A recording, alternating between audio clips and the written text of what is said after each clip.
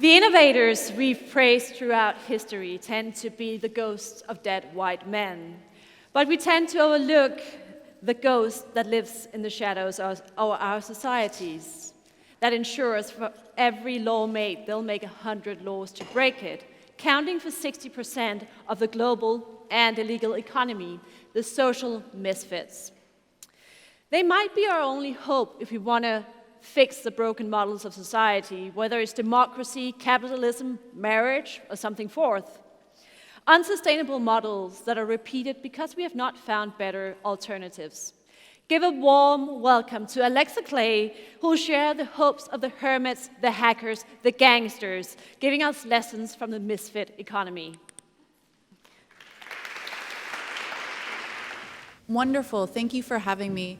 If everyone could just stand up for a moment, just get on your feet. And I just want to lead you through a simple exercise. Just close your eyes for a moment. And just imagine what it feels like to be an agent in the economy. What does it feel like to be a consumer? Go back into your first job, the first job you ever did. What did that feel like? What were your hands doing? What were your hopes and dreams during that first job? Now open your eyes and take a seat, and maybe just keep that reflection present. So, I'm not traditionally from the media world. I actually have a background in economic history, and so I'm very much interested in scenarios like this one, in the industrial systems that we've inherited, these command and control systems. So many of our industries are still controlled by this factory discipline. And I think the future holds a very different kind of economic culture, a culture that's built on greater informality rather than structure, that's built on alternative models of governance, that sees our systems actually working at a much more human level.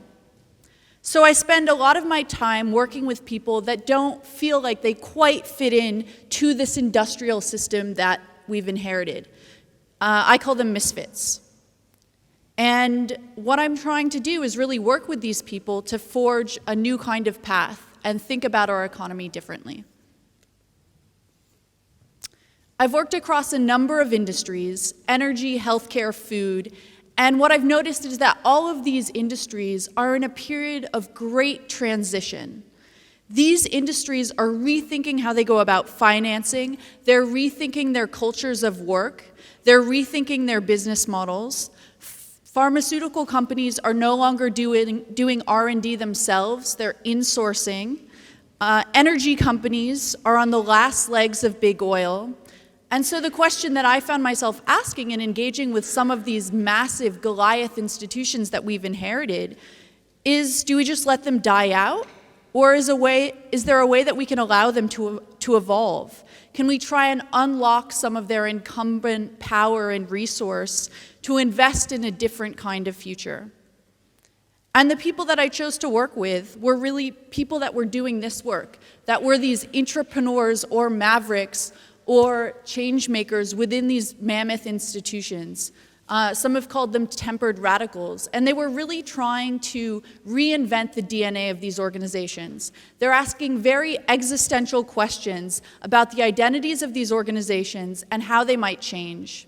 And they're a bridging species to me, these actors who are sort of hacking these cultures from the inside. They have one foot in these companies or these historic organizations, but they have another foot in the needs of the world. And this might sound very American, but they really do bring their most authentic selves to work. They don't check themselves at the door. And so they're rocking the boat of some of these command and control systems. I was working with folks at BP who were pioneering alternative energy. And it was really hard to be taken seriously within a big oil company to do alternatives. They were always seen as this sort of like nice little initiative without any kind of legs. Someone else that I spoke to was a third-generation auto worker in Detroit, and his grandfather was beaten by forged henchmen on the assembly line. And so he's someone who's trying to reinvent the American automobile culture and say, what if we no longer just produce cars, but what if we design mobility solutions? And so that's the way that they're trying to get some of these institutions to pivot. But this hypothesis that we can actually transform these institutions, I've become increasingly skeptical. I've sort of hedged my bets a little bit. And I've tried to get outside of these boxes, outside of the four walls of organizations, and look to more radical innovators, look to people in the grassroots economy and the informal economy. And these are some of the stories that I wanted to share with you today. Some of the more misfit stories. So I started talking to Somali pirates, to gangsters, to protesters, hackers, all kinds of underground misfits, and started documenting how these misfits were innovating. And this is a quick video that hopefully will play. And you can just see some of the archetypes. Over 2 years, we spent time traveling around the world, interviewing and filming some of these actors. No. Oops. I'm sort of, okay, here we go.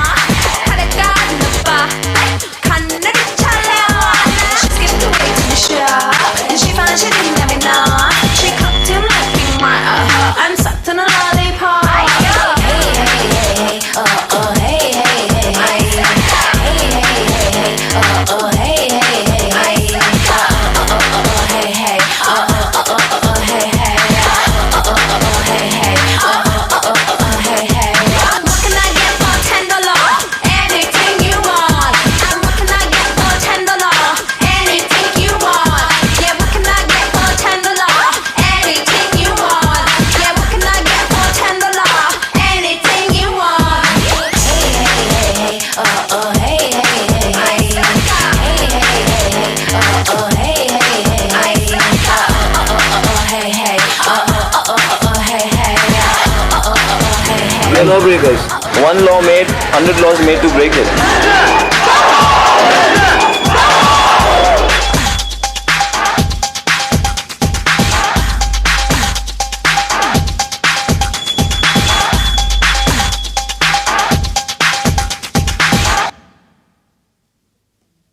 Wonderful. So the purpose of this project wasn't to outright support all the different kinds of illegal activity that is going on in the world, or some of the informal and gray market activities. But it was actually to say, what if we stopped dividing the world into good and evil?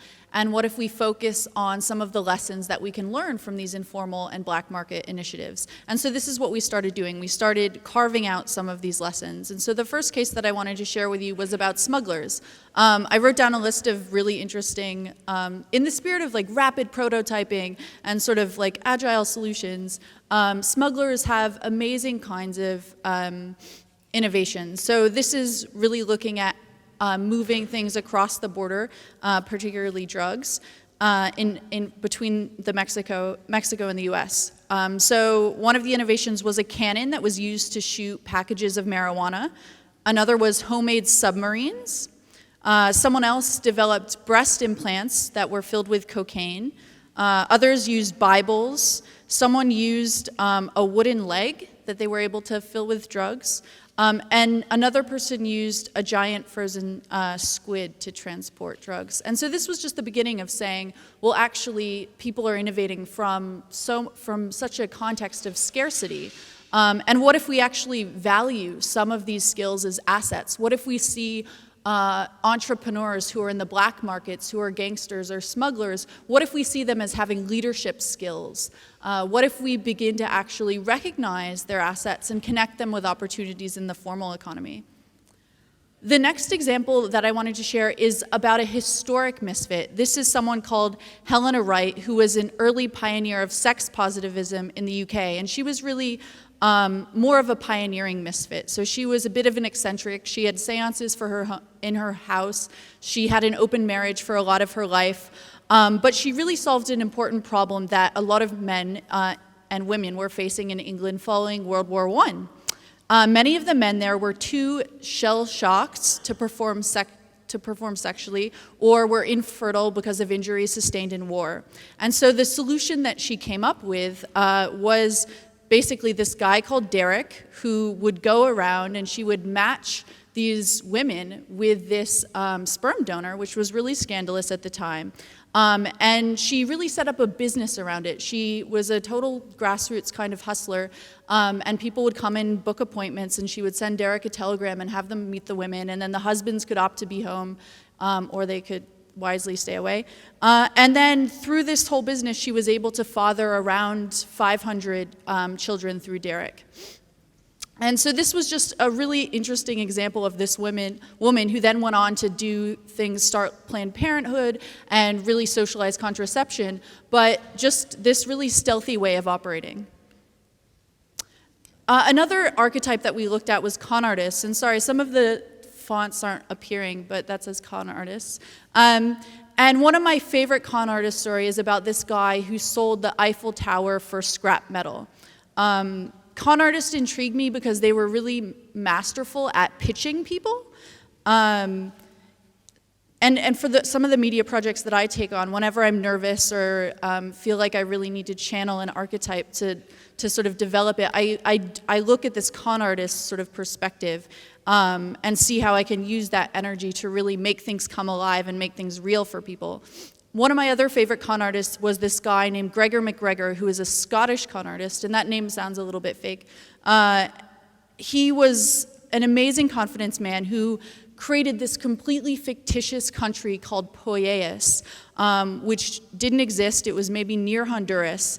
And in order to hook people on this scheme, he built all these fake documents up. So he really made it real for people. He created a fake currency. He said that they didn't accept the Scottish pound there. He made up ballads about the country. He commissioned a natural history of the place. He created little knighthoods for people so they could feel special. And then he issued fake bonds to investors. And as part of his strategy for wooing investors, he ended up attracting settlers. So he recruited over 240 settlers to this non-existent country. And this story doesn't really end well. He sent them out on these 7 ships to this made-up place, and they got to something that was kind of like Honduras, realized there was nothing there, and all the amazing ballads that they'd heard about the natural landscape were false. And so a lot ended up dying. Some did make it back. But I think what we can learn from this kind of activity is that a pitch for people is always fake. It's based on a non-existent future. And so you have to make it as real as you can for people, and almost design a sort of prototype. He went about creating all these artifacts that made this world exist, tactile things. So if a man can get, buy-in around a fake currency, I feel like we can almost do anything that we're capable of. More seriously, there were a number of misfit models that I think we can actually begin to learn from an organizing standpoint. One of the groups that I became very interested in was Anonymous and various hacker collectives, and really found instances of alternative governance in these groups. So for Anonymous, for example, there's no membership fee, no initiation. You just claim allegiance to this collective. Anyone can be anonymous, but no single person is anonymous, so it's completely decentralized leadership. You also have regular actions undertaken by the group, petitions or pranks or campaigns that people can opt into or opt out of, and then the anonymous brand gets evoked around the action. And for me, this was a lesson in decentralized leadership. How do we foster peer-to-peer communities rather than functioning in some of the strict hierarchies that I talked about earlier? We see other examples of this in the open source movement, in cultures like Burning Man and Occupy. More and more movement brands are beginning to organize around these type of models. And so a question that I'm interested in exploring is, well, if we're less dependent on some of these big institutions, how do we actually build collective capacity? What are the architectures for sustaining our initiatives and actions together? The next example we looked at was this case of Somali piracy, and it was interesting because Somali piracy really emerged around the same time Kickstarter was blossoming, and so it also had really interesting financial offerings. They had their own crowdfunding mechanisms. 250 miles north of Mogadishu, there was a Somali stock exchange, essentially, where you could invest in piracy missions. You could also sort of get grunt equity by investing, sort of offering things, services, useful weapons or materials for a ransom mission. And from all this, we came to distill 5 key principles. I don't think they're all appearing, but and this comes out in the book, The Misfit Economy, that's getting released next year. But these principles are copy, hack, hustle, provoke, and pivot. So copy was really this idea that emerged from our travels in China. We looked at Shanzai copycats and how copying practices were being used to transform productions of goods. And we also looked at the history of IP and various innovations that were really open. So around the time of the Industrial Revolution, for example, you had a lot of patent robbers existing that were key to the development of the US, were key to the development in England. There were also pre-competitive types of formations. So you had sort of innovations in coal machinery, for example, where inventors would share and actually learn from each other. And then you can see the sort of within the hustle principle, you can see the kind of entrepreneurial and street hustle lessons that we can learn from Gangsters. With those looking to embed sort of alien innovations within some of our old school systems, we saw this need for hacking. There's a wonderful guy I met who's looking at very different ways of treating violence, not by dividing the world into good and evil, but by treating violence as a virus, as an infectious disease. And so he's really completely changing the face of public health to recognize violence as something that is viral. And so I just wanted to share a little bit, this is Misfit Factory in case you can't read, but I wanted to share a little bit about how some of these principles and philosophies are informing my own creative practice. The Misfit Economy is a book. We've also worked with Kickstarter to raise around 19 grand initially to get off the ground. And then we developed a documentary for Nat Geo. We're also exploring really clever marketing ideas inspired by spammers, so we're going to hire some Nigerian spammers to help us develop our little pitches to people that we can send out and blast to various networks. We were also playing with an idea of like kidnapping people that have big Twitter followings and forcing them to tweet about the book, but we thought that wouldn't be so good. Another project I'm working on is called Wisdom Hackers, and so I think there's an afternoon session later where we're going to discuss some of these meta issues that we're all facing around this theme of disruption. And Wisdom Hackers is working with a unique media startup called The Pigeonhole, which is bringing back this Dickinsonian serialized content into books. And so there's a series of essays that we've developed through Wisdom Hackers. And the idea with this community was to say, how do we build accountability mechanisms and commitment for people that want to explore these really deep questions, but can't within traditional institutions because they're not going to PhD philosophy programs, but so much of our subjective and sort of emotional experience is conditioned by systems that are outside of our control. So Wisdom Hackers is a way of getting people to reflect on that process and building out tools to enable that. Another project that's a bit more transmedia is this project called Incubator for the Next Messiah, which takes this kind of startup incubation accelerator genre and says, how can we source and select the next great prophets of the world? And so it's sort of funny, but it also plays on this interest in prophecy and looking at different maverick kinds of ideas and how sort of religions are changing and prophecy is evolving. Another project that's happening is, and we were talking about this last night at drinks, is this really interesting connection between Detroit and Berlin and those subcultures. And so one thing we're interested in getting off the ground this January is an electronic music about the story Fordlandia. And Fordlandia was Henry Ford's failed utopia in the Amazon. And so it brings up all these issues around this sort of assembly line, classical capitalist production structure with electronic music, which was developed in Detroit or Cologne, depending on where your alliances are. And we're really looking at the copycat lessons here. So how do we develop something very open source, a script for Fordlandia that different artists and producers can then apply to their own medium? So it could be they use Oculus Rift, for example, to demonstrate one element of the story, or someone does a performance piece. We're really developing these types of guidelines. Cool. And one of the other projects I wanted to mention, sorry none of these titles are showing up, is this porn and poetry project.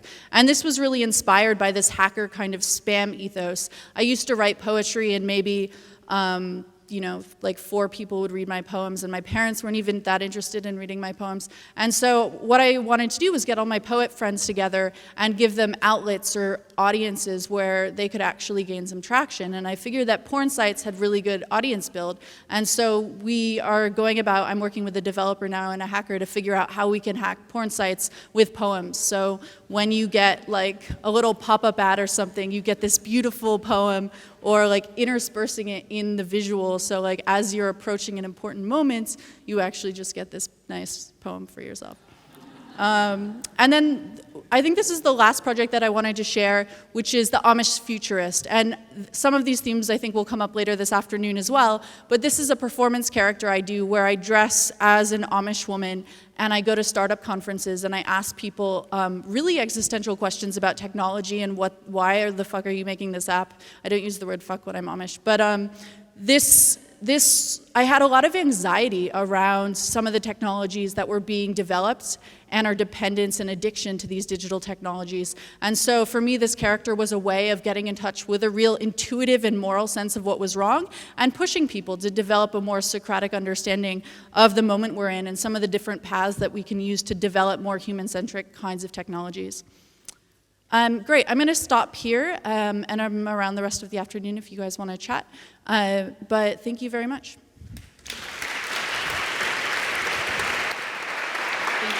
Thank you so much, Alexa Clay. Wasn't she amazing?